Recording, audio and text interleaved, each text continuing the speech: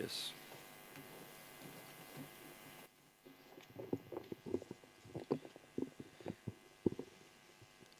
La Universidad Nacional de Lanús ha decidido presentarse, en este caso, por considerar que reviste un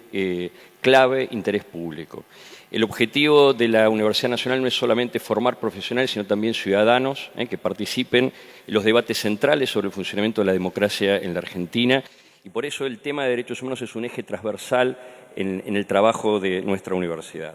Me acompaña la rectora Ana Jaramillo y también participó de la elaboración de nuestro amicus el profesor de la universidad y ex juez de la Corte Interamericana de Derechos Humanos, Leonardo Franco.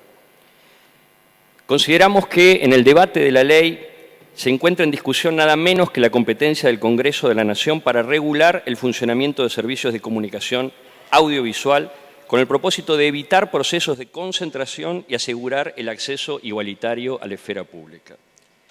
Con frecuencia, las acciones afirmativas dirigidas a revertir patrones estructurales de exclusión social son impugnadas en defensa de la igualdad de trato. Quienes históricamente resultan privilegiados por las condiciones de la estructura social se atrincheran detrás de la igualdad formal para no perder sus posiciones y beneficios. De la misma manera, las normas que procuran limitar la concentración de medios para asegurar el acceso igualitario a la esfera pública son impugnadas también con frecuencia desde la trinchera de la libertad de expresión concebida desde una mirada liberal conservadora. Es indudable que en el debate sobre esta ley existe una visión contrapuesta sobre qué entendemos por libertad de expresión. Y esa visión contrapuesta se proyecta particularmente en el análisis de la norma que regulan la concentración de medios, las que ponen techos de propiedad, las que prohíben propiedad cruzada o las que establecen techos de concentración. Para quienes impugnan la ley, la libertad de expresión es concebida bajo una óptica liberal tradicional, como un derecho de autonomía individual que impone solo límites a la acción del Estado. El derecho de libertad de expresión funciona para este enfoque como una coraza protectora que excluye la intervención estatal y bajo este enfoque cualquier norma regulatoria nace sospechada. Incluso algunas regulaciones fuera del espectro se consideran censura indirecta. Una mirada contrapuesta de la libertad de expresión reconoce los límites que ésta impone al Estado y sus obligaciones negativas, por ejemplo, la prohibición de censura directa o indirecta, pero concibe a la libertad de expresión como un derecho social y, en tal sentido, considera especialmente cómo ese derecho se ve afectado por estructuras sociales profundamente desiguales y excluyentes. En esta concepción, el Estado tiene el deber de actuar, de regular, de intervenir, a fin de transformar esas condiciones estructurales que silencian sistemáticamente a ciertos sectores de la población. Como señala Owen Fish en el análisis del debate constitucional sobre la primera enmienda, que es el antecedente del artículo 32 de la Constitución Nacional, lo que hace el principio de autonomía al crear una fuerte presunción en contra de la intervención del Estado en la expresión de la opinión. Pero bajo el principio del debate público, del enfoque estructural, no existe tal presunción contra el Estado. El Estado se sitúa en pie de igualdad con otras instituciones y le está permitido y es alentado y en ocasiones se le exige que tome medidas que enriquezcan el debate público, incluso si esa acción supone una interferencia con la expresión de opiniones de algunos y, por lo tanto, una negación de la autonomía. En nuestra opinión, tanto las posiciones sentadas en esta audiencia y en el proceso por las partes que impugnan la ley, como el fallo de la Cámara, de la Sala Primera de la Cámara Nacional de Apelaciones en lo Civil y Comercial, parten de una mirada unidireccional del problema de la libertad de expresión, interpretando únicamente las normas regulatorias de concentración de la ley de medios como una restricción de la libertad de expresión, sin entender que son también normas que vienen a implementar obligaciones jurídicas que tienen raíz constitucional y se basan también en normas del derecho internacional de los derechos humanos. En ese sentido, nos parece central retomar la interpretación del artículo 13 de la Convención Americana de Derechos Humanos, porque está vinculado con el debate de control de constitucionalidad, pero también con el debate de control de convencionalidad. El sistema interamericano de derechos humanos considera la libertad de expresión también en su dimensión dual, como un derecho individual y como un derecho social, pero pone el acento fundamentalmente en las obligaciones positivas del Estado de garantía y en particular en el deber de protección estatal frente a la acción de actores no estatales. En ese sentido, es importante resaltar el reciente fallo de la Corte en el caso Ríos contra Venezuela. En ese caso, la Corte Interamericana, en el año 2009, establece que el Estado debe minimizar las restricciones a la información y equilibrar en la mayor medida posible la participación de las distintas corrientes en el debate público, impulsando el pluralismo informativo. Pero refiriéndose particularmente al artículo 13.3, esto es, controles particulares de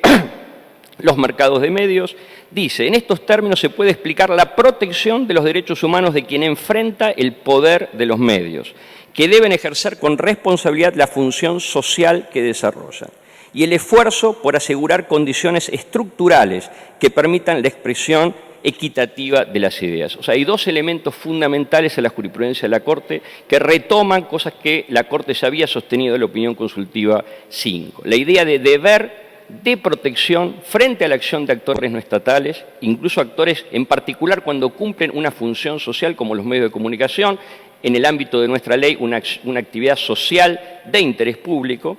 y el deber del Estado de transformar condiciones estructurales que impiden el ejercicio de la libertad de expresión, en particular para sectores en desventaja para expresar sus opiniones e ideas.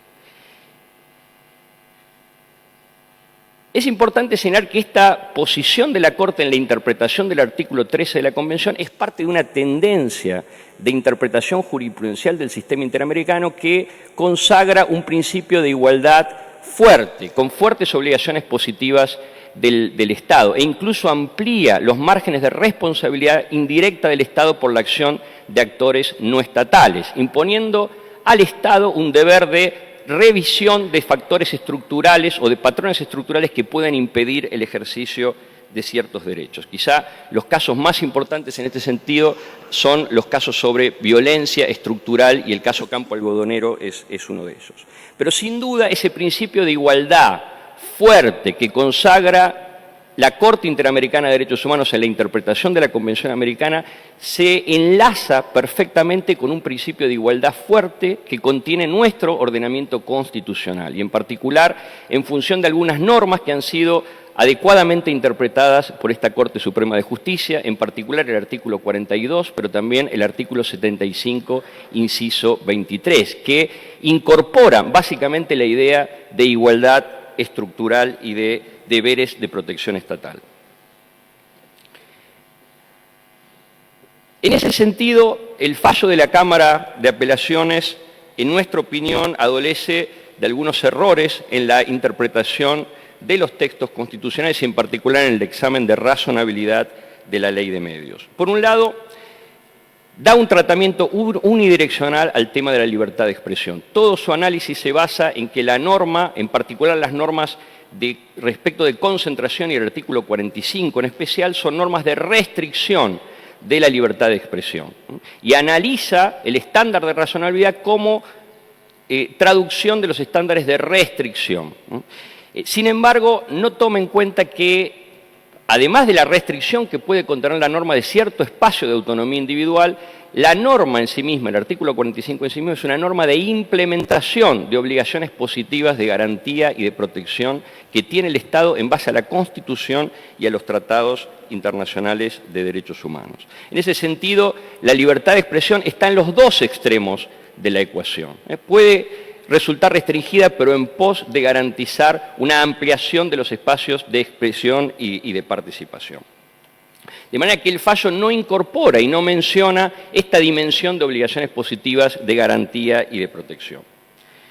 Por lo demás, el fallo se inserta en esa tradición liberal conservadora de sospechar de cualquier norma regulatoria estatal, en particular respecto de la regulación de servicios de comunicación que no usan espectro. En ese sentido, la jueza, por ejemplo, la doctora Ana Jurieta, presupone que la regulación de servicios por fuera del uso de espectros es innecesaria y a partir de ese principio de que no es necesaria, analiza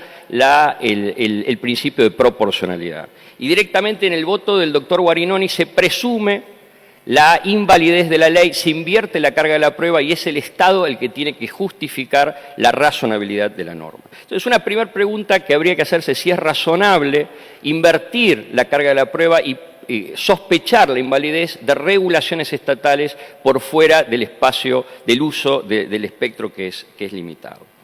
En la posición que estamos sosteniendo, apoyada en los precedentes del sistema interamericano y de la propia jurisprudencia de la Corte en materia de igualdad, lo relevante no es la plataforma o el soporte que se utiliza, sino si existen condiciones estructurales que excluyen a sectores de la población de su participación en la esfera pública. O sea, es un dato que tiene que ver con el contexto histórico particular en que la norma va a ser implementada. Y en ese sentido es relevante que la propia decisión de la Cámara no da cuenta de la situación del mercado de la televisión de cable, donde el grupo de empresas de la parte actora controla el 60% del mercado y en ciertas localidades el 100% del mercado, siendo además una empresa que tiene un poder hegemónico en la producción audiovisual y en la televisión abierta. Y esto es un dato estructural que marca la necesidad imperiosa de la regulación. Aquí no solo estamos hablando de la facultad del Estado de regular, sino de la obligación del Estado de regular este tipo de situaciones.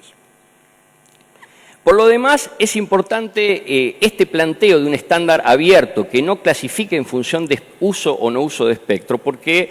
en la jurisprudencia del sistema interamericano el Estado tiene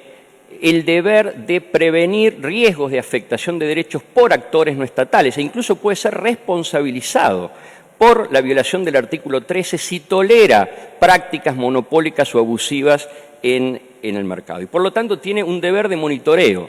Y en ese sentido se mencionaba la legislación y la normativa en otros países. Nuestra legislación de servicios de comunicación prevé una revisión periódica de las reglas, o sea, está aplicando un principio que tiene que ver con las condiciones estructurales del mercado y no con la clasificación de uso o no uso de espectro. Y esto no es un punto menor, porque si el punto de partida del examen de razonabilidad de la Cámara es sospechar de la validez de la norma, la valoración que hace de la prueba está de alguna manera condicionada por ese punto de partida. Nosotros entendemos que no hay por qué sospechar de la regulación, aún respecto de servicios que no usan espectro, y la Corte, en su análisis de razonabilidad, debería utilizar un análisis ordinario de razonabilidad que parta de considerar que el artículo 45 no es solo una norma de restricción, sino que es también una norma de implementación de obligaciones de garantía de la libertad de expresión. En ese sentido, y muy brevemente, el fallo tiene algunos errores también importantes en cómo evalúa los elementos de prueba, y muy sintéticamente voy a mencionar tres. Por un lado, existe una fuerte confusión entre el principio de sustentabilidad del medio y la idea de rentabilidad del medio, que son dos conceptos diferentes. Y por lo demás, suele haber permanente confusión entre el análisis de la sustentabilidad de empresas de medios a la luz de la regulación del artículo 45 y la sustentabilidad del grupo económico hegemónico tal cual funciona en la actualidad. Es obvio que una ley que tiene una vocación antimonopólica le va a hacer perder al grupo hegemónico posiciones de mercado y por lo tanto rentabilidad, pero ese es precisamente uno de los objetivos que busca la ley. La pregunta por la razonabilidad debe ser otra. ¿En qué medida una empresa funcionando en un mercado competitivo, ajustada a los techos de propiedad que establece la ley, puede ser sustentable? Yo creo que esa es la pregunta de razonabilidad que debería responder la Corte. Por último, el fallo también invalida el tope de 35% para todos los medios, no solo respecto de medios que usan el espectro. Y esto es contradictorio porque utiliza la presunción de invalidez a partir de sospechar de la regulación de medios que no usan el espectro, pero invalida el tope para la totalidad de los medios, pese a que había reconocido que la regulación de medios que usan espectros requiere un análisis diferenciado. Solo para concluir, y volviendo al texto de Owen Fisk, que hace referencia a la primera enmienda, que es el fundamento de nuestro artículo 32 de la Constitución Nacional. Me parece importante recordar que algunos de estos debates que estamos teniendo hoy aquí se dieron en otras partes del mundo, implican visiones contrapuestas sobre la libertad de expresión, aún al interior del pensamiento del liberalismo político. Dice Owen Fitch, los debates del pasado sobre la libertad de expresión asumían que el Estado era el enemigo natural de la libertad de expresión. Era el Estado al que había que poner límites. Hay una dosis de sabiduría en esta concepción, pero se trata de una verdad a medias. El Estado puede ser opresor, pero también puede constituir una fuente de libertad. Este punto de vista, inquietante para algunos, descansa en una serie de premisas. Una de ellas se refiere al impacto que las concentraciones privadas de poder tienen sobre nuestra libertad. A veces se necesita del Estado para contrarrestar esas fuerzas. Muchas gracias. El tribunal convoca como amicus curiae que acompaña a la parte actora